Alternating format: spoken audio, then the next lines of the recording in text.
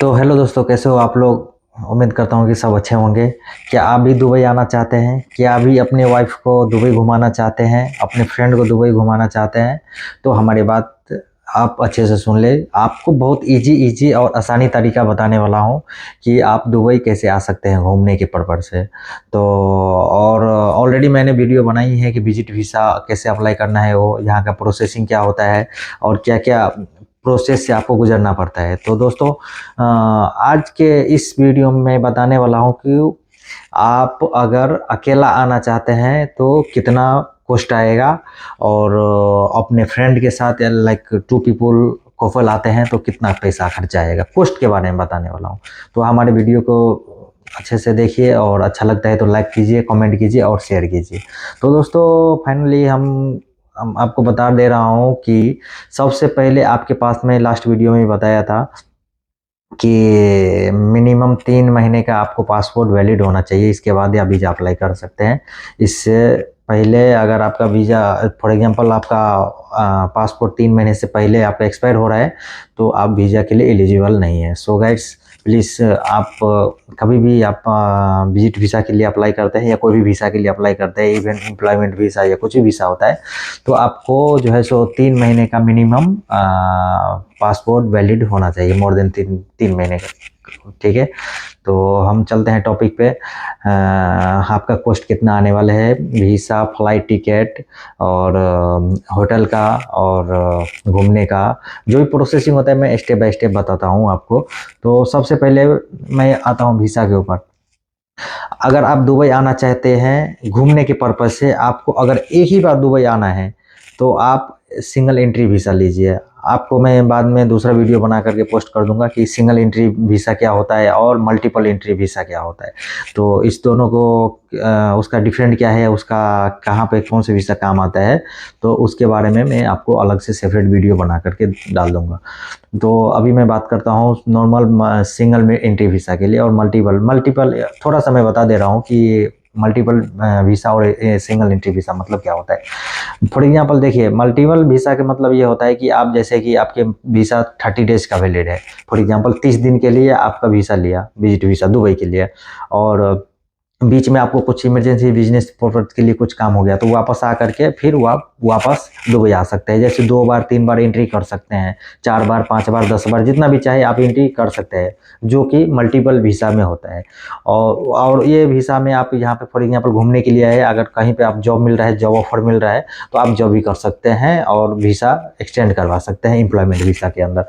और पहली बात, और दूसरी बात है कि आपको कितना बार चाहे आप एंट्री कर सकते हैं। चाहे अब यहाँ से फॉर एग्जांपल आप इंडिया से दुबई आए, दुबई से आप कतार, Oman, Malaysia, Bahrain, UK, London, Canada, जहाँ भी चाहे आप जा सकते हैं, नो वरी, फुल फ्री। फिर वापस आप दुबई आ सकते हैं, दुबई से फिर वापस आपके अपने कंट्री इंडिया में जा सकते हैं। तो इसका मतलब होता है मल्टीपल।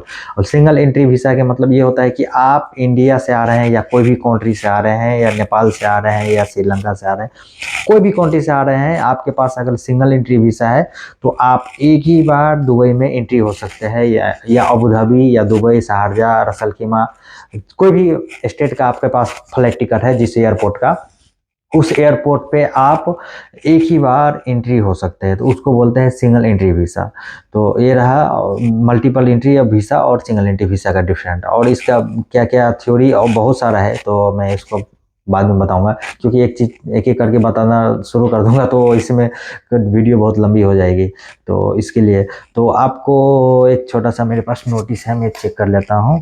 हाँ, तो जैसे आप फॉर एग्जांपल अगर सिंगल एंट्री वीज़ा लेते हैं, एक बार अगर आना है आपको, तो उसके कॉस्ट आएगा आपको 30 दिन के लिए। मैं बता दे रहा हूँ, याद रखना कि बोलेंगे दीपक भाई आपने बताया इतना दिन के लिए इतना पैसा लगता है, बाद में ये इतना पैसा मांग रहा है, तो ऐसा कुछ नहीं है।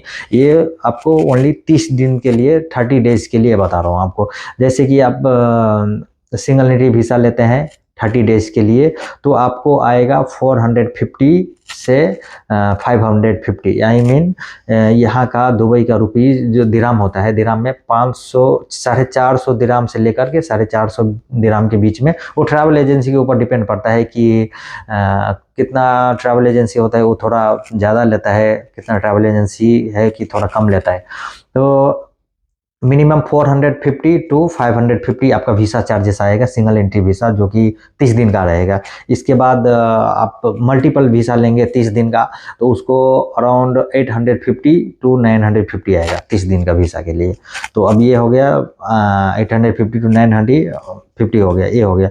इसके बाद आपको फ्लाइट टिकट बुकिंग करना है, तो आप फ्लाइट टिकट के मामला में आता है कि आप कहाँ से आ रहे हैं इंडिया से, क्योंकि हर एक कंट्री का डिफरेंट डिफरेंट रहता है। फॉर एग्जाम्पल मैं इंडिया का बता दे रहा हूँ।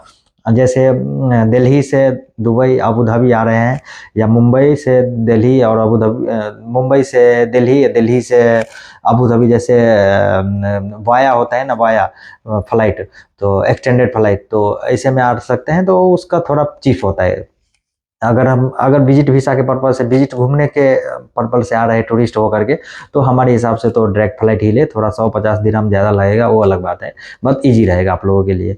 तो ये बात हो गया। और दूसरी बात है कि आप इंडिया से कौन सी जगह से आ रहे हैं, तो मैं दिल्ली, मुंबई, बेंगलुरु और कोची, ये 4 स्टेट में जो जगह है, एयरपोर्ट है, मैं चिन्हित किया हूँ कि उसका एक अनुमानिक कॉस्ट बता दे रहा हूँ कि आपको अप और डाउन, जाने आने का दोनों का टिकट का किराया कितना लगेगा।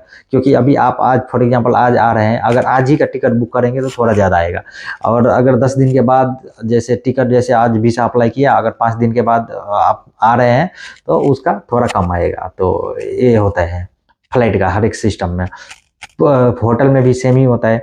तो अगर आप दिल्ली से अबू धाबी या दुबई आ रहे हैं, तो अप डाउन का आपको आएगा दिल्ली का 900 टू 1100 के बीच में, यूए का दिरहम। अगर इंडिया का अगर लगा रहे हैं तो 20,000 से 24,000 के बीच में आएगा, इंडियन करेंसी फ्लाइट टिकट का।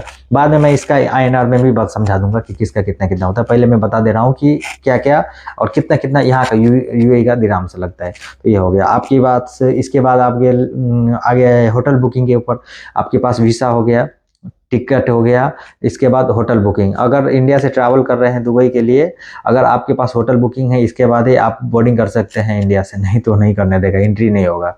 तो होटल बुकिंग भी रहना जरूरी है। अगर 30 दिन के लिए अगर किसी होटल में ठहरते हैं आप, तो आपको ब्रेकफास्ट इंक्लूडिंग, अगर 5 स्टार होटल में अगर रुकते हैं, तो 6,000 दिरहम के आसपास में आएगा 30 दिन का, मिनिमम 6,000। अगर हाई फाई होटल में रहोगे तो ज़्यादा भी आ सकता है, 10,000 20,000 बहुत ज़्यादा आ सकता है। तो मिनिमम से 6,000 दिरहम आपको आएगा, लोएस्ट 5 स्टार होटल में रहना चाहते हैं तो। और 3 स्टार होटल में रहोगे तो 4,500 के आसपास में आएगा। तो अब मेरा सजेशन एक मैं बता देना चाहता हूँ आप लोगों को कि अगर आप लोग घूमने के पर्पज़ से आ रहे हैं, तो बेटर होगा यहाँ पे कि आप कोई फ्रेंड है या कोई है, तो आप उन लोगों से रेफरेंस करके कहीं पे रूम बुक कर ले। जैसे बाहर आउटसाइड जो रूम लेके रहते हैं ना जो लोग, फैमिली फ्लैट, तो बेटर होगा कि एक फ्लैट ले ले, आप खुद से खाना बनाइए, या नहीं तो बाहर से आप ऑर्डर कर सकते हैं। तो इसमें होटल से बहुत सस्ता होगा। मैं फाइनली होटल का बात बता रहा हूँ। अगर होटल का अगर 6,000 दिरहम आता है, तो उसमें आपको इंक्लूडिंग ब्रेकफास्ट होगा। कितना होटल में डिनर भी देता है, ब्रेक लंच भी देता है। तो जो लोएस्ट कैटेगरी का होटल होता है, तो उसमें ऐसा सिचुएशन होता है। तो ऐसी बात है। इसके बाद में अब होटल बुकिंग का हो गया, तो 6,000 दिरहम का हो गया, लगभग इंडिया के 1,30,000 35,000 के आस में। तो इससे अनुमान लगा सकते हैं कि आपका, जैसे फॉर एग्जांपल मैं बता रहा हूँ, सिंगल एंट्री वीसा का 800 से 900 है, 950। तो इसका समझ लो कि 18,000 से 22,000 के आसपास में ये। इसके बाद यानी कि टोटल खर्चा आपको आएगा करीब, समझ लीजिए कि 8,500 से 9,500 दिरहम के बीच में, ओनली जाने आने का, इंडिया से वीसा, टिकट, होटल बुकिंग से लेकर के। अगर आप बाहर रूम लेके रहते हैं तो 3,000 तक में आराम से रूम मिल जाएगा, तो उसमें आपको 6,000 दिरहम तक आएगा सब लेके। तो अगर होटल में रूम लेके रहते हैं तो आपका 9,000 आएगा, तो इंडिया का करीब वही 2 लाख से 2,25,000 के आसपास में हो जाएगा पूरा खर्चा। फिर आप आज दुबई आ जाते हैं, तो यहाँ पे तो सिर्फ रुकने के लिए तो थोड़ी ना होगे, कहीं घूमोगे फिरोगे। तो अगर घूमने के लिए जा रहे हैं तो यहाँ पे टैक्सी का होता है। तो यहाँ का एक ट्रैवलिंग के मामला में मैं अलग से एक वीडियो बना दूंगा आपको बाद में, अगर टाइम मिले तो। तो अगर यहाँ पे कहीं घूमने के पर्पज़ से जाते हैं, जैसे टैक्सी लेके जाते हैं, यहाँ पे बुकिंग भी कार मिलता है, और टैक्सी से भी जाते हैं। टैक्सी का यहाँ पे चाहे आपको 1 किलोमीटर जाना हो या 2 किलोमीटर जाना हो, आपको मिनिमम आपको 12 दिरहम देना ही पड़ेगा मिनिमम। और मैक्सिमम आप किलोमीटर के अनुसार, उसके मीटर के हिसाब से जितना ज़्यादा जाओगे उतना ज़्यादा पे करना पड़ेगा, बट मिनिमम आपको 12 दिरहम देना पड़ेगा, यानी 12 दिरहम यहाँ का रूल्स है यूएई का। तो ये हो गया आपका, और बता दिया ऐसा ऐसा सिस्टम है।